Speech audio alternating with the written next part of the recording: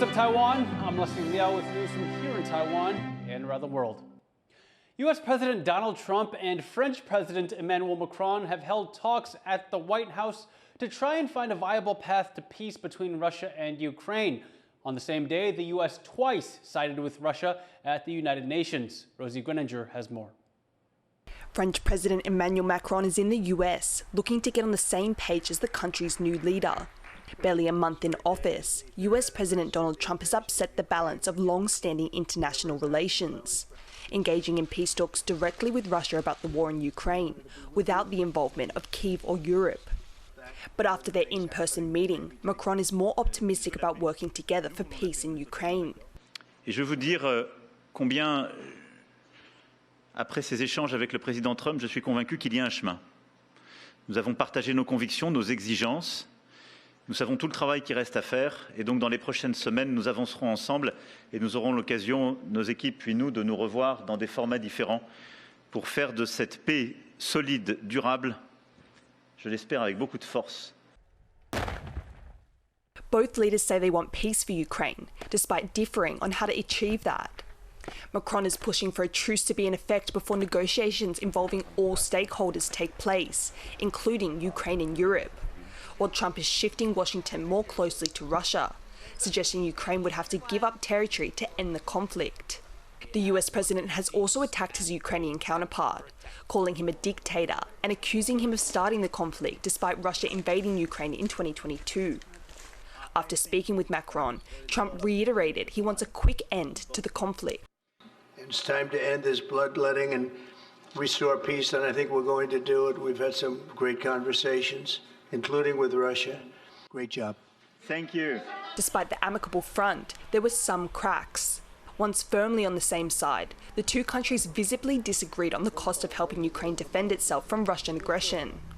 Trump has falsely claimed Ukraine owes the US $500 billion and wants that returned in access to rare minerals, claiming that Europe is being paid back for what it's put into Ukraine's defense, a claim Macron corrected. Europe is loaning the money to Ukraine. They get their money back. No, in fact, to be frank, we paid 60% of the total effort, and it was through, like the US, loans, guarantee, grants, and we provided real money, to be clear. We have 230 billion frozen assets in Europe, Russian assets, but this is not as a collateral of a loan because this is not our belonging. So they are frozen.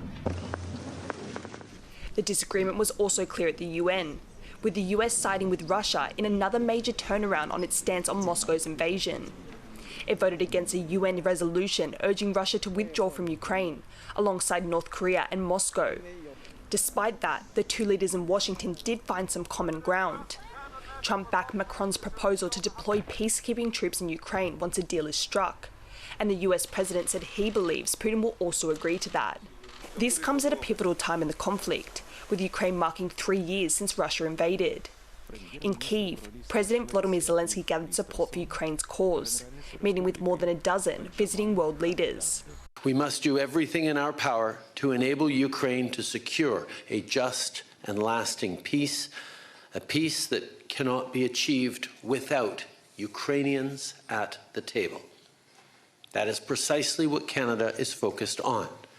Canada has been a steadfast, unshakable partner to Ukraine since the beginning, and that will never, ever change. Ukraine will be high on the agenda when another one of its European allies, UK Prime Minister Keir Starmer, visits Trump in Washington in the coming days. More high-level talks as Europe attempts to find consensus over the conflict in Ukraine. Eason Pan, Harrell Hughes and Rosie Greninger for TaiwanPlus.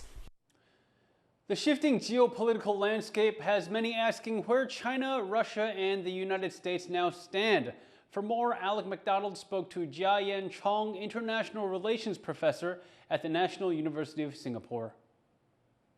For the first time since Russia's invasion of Ukraine, the United States has voted alongside Russia against a UN resolution condemning Russia's occupation of Ukrainian territory. What are the implications for the United States moving closer to Russia's position? So for one, that U.S. position puts it in tension with most of Europe. And actually, if you look at the voting, it puts the U.S. position in contrast to many countries, in fact, most countries in the world, largely because this idea of allowing, condoning, or being complicit with one actor seizing the territory of another is deeply worrying for many countries. But clearly, the U.S. administration at present doesn't seem to really worry about that issue. China abstained on this vote, which is something that they have done throughout the war. So what are the implications now for the United States voting alongside Russia, while China is remaining a partner with Russia, but not necessarily a warfare partner? So I think it's this continued narrow path that the PRC has to navigate.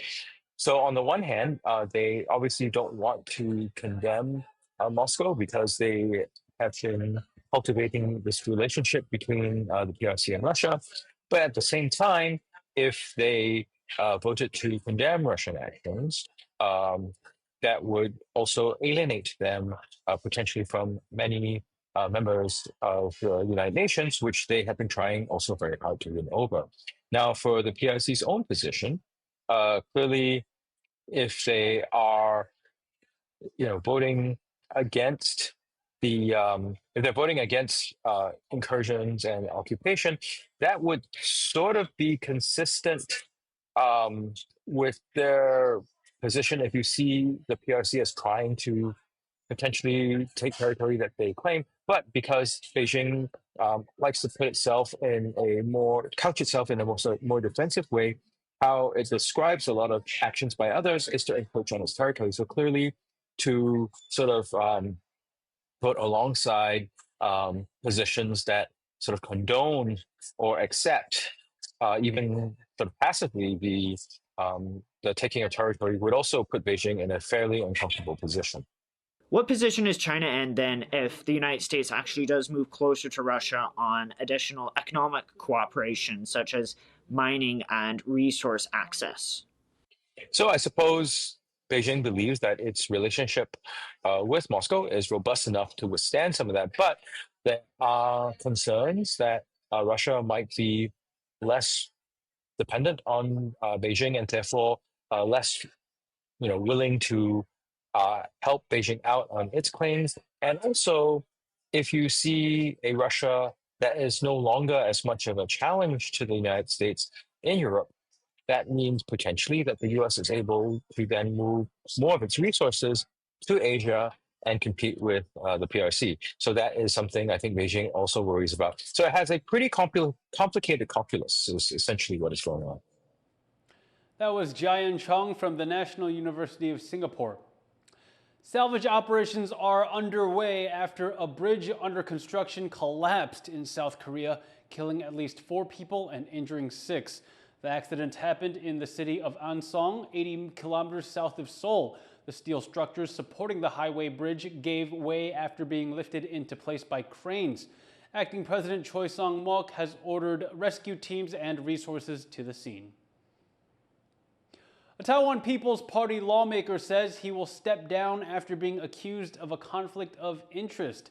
Wu Chun-seung had proposed legislation to support Taiwan's aging population.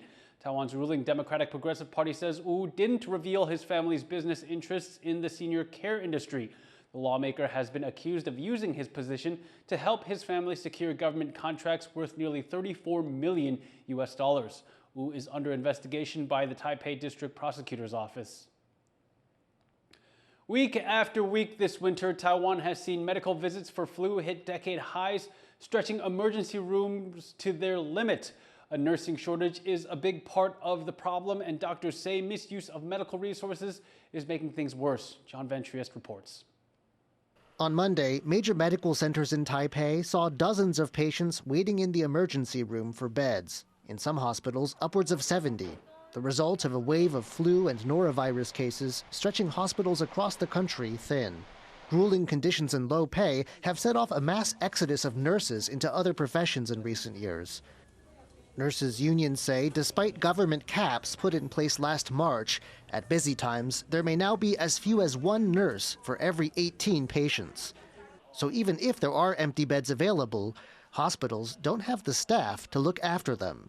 那他本来是急诊的业务，人进来，那他有各种不同的急症的状况要处理。那现在因为没有办法上去，他就得要去处理住院这一些 routine 的，就我还要一直在进入的病人，其实对他来讲是不堪负荷的。With fewer than 60% of registered nurses still in medicine and several hundred quitting each month, this problem could be a long-term one. But the nursing shortage isn't the full picture. Some doctors are upset at a tendency for patients without urgent conditions to skip over primary care doctors and come straight to emergency rooms, especially at big prestigious medical centers, wasting medical resources. 台湾从来没有落实分级医疗，其实落实分级医疗就能解决一大部分。轻症本来就不该直接跑到医学中心。The health ministry has been working on a solution, holding 3 rounds of discussion with medical workers. Part of its plan is spending more to stem the exodus of nurses. 行政院从去年开始通过，也就是4年275亿的投入在护理人力留才的准备计划里面。It also says it will work on the availability of beds and encourage cooperation between different hospitals. But it's also heard doctors' concerns about the use of medical resources and says it will put out more information encouraging people to consider whether they really need urgent care. 轻症如果能够减少一点到大医学中心的急诊，由区医院、地区医院甚至社区的诊所能够处理住院住不上去的问题嘛，住不上去的问题是医院要去调床。But some doctors still feel this goal needs to be backed up with rules about who can seek emergency care to really make a dent in a growing problem. Joseph Wu and John Van Trieste for TaiwanPlus. Taiwan is struggling with a tourism deficit as it fails to get its numbers back up to pre-pandemic levels. The government is working to bring in more money from travelers, but industry experts say they may be missing a key market. Cadence Quaranta has more. Even with popular tourist attractions like Taipei 101 and the Chiang Kai-shek Memorial Hall, Taiwan is struggling to get its tourist numbers back up to pre-pandemic levels and is seeing a growing tourism deficit, meaning Taiwanese people are taking more trips abroad than foreign visitors are taking to Taiwan. In 2024, Taiwanese people made over 16 million overseas trips, but foreign travelers entered Taiwan only 7.8 million times, a difference of around 9 million, according to Taiwan's tourism administration. That has also meant Taiwanese tourists generated far more money for other countries than foreign tourists brought to Taiwan. Some experts, and some within Taiwan's tourism industry, say one solution is to allow in group tours from China, which would bring in both tourists and revenue. 2022年跟2023年平均一个观光客来台消费大概就是90块美金左右。在2015年跟2016年，台湾大陆客来台湾的消费跟日本客人的消费都是222块美金一天哦。For over 4 years, Chinese citizens have been banned from visiting Taiwan, a large blow to the country's tourism industry. Recently, China announced it would allow tour groups from Shanghai and Fujian to start visiting, but these groups have not materialized because Taiwan has insisted the details first be discussed by cross-strait tourism associations, a request it says China has yet to respond to. Some also suggest trying to ramp up tourism from Japan and South Korea and relax visa restrictions for tourists from Southeast Asia. 越南客人现在的整个签证要求其实比疫情前还要来得严格的，这些都是可以争取的方向。Taiwan's tourism administration says it will work to increase tourism in 2025, hoping to attract over 10 million visits from foreign tourists. But as Taiwan's tourism deficit widens, some doubt it will be able to close the travel gap. Justin Wu and Cadence Quaranta for TaiwanPlus. Thank you for watching What's Up Taiwan. You can visit the TaiwanPlus website or follow our social media for more stories from Taiwan and around the world. Finally, dig into the world's largest cheese fondue in France. This 2,000-kilo dish helped the country surpass the previous record set by neighbor Switzerland. I'm Liao. Take care and see you next time.